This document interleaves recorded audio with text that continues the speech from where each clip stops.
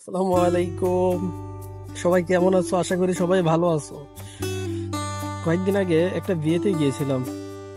তো বিয়েতে যাওয়ার পর বিয়েটা ছিল শুক্রবার, বৃহস্পতিবারে আমরা সন্ধ্যার সময় গিয়েছিলাম। তো ওই বাসায় তখন কনসার্ট হচ্ছিল।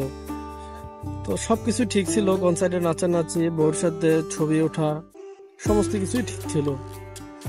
তো রাত্রে 2টা বা 3টা হবে মেবি, যখন সমস্ত নাচ গান ঝামেলা সমস্ত কিছু শেষ হয়েছে, তখন আমরা ফ্রেন্ডরা সবাই মিলে একত্র হয়েছি, টুকটাক এটা ওটা খাচ্ছিলাম।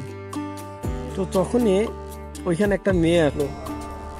তো আমি আবার ওই মেয়েটাকে দেখে ফ্রেন্ডকে জিজ্ঞেস করলাম, দোস্ত এতগুলা ছেলের মধ্যে এই মেয়েটা কে?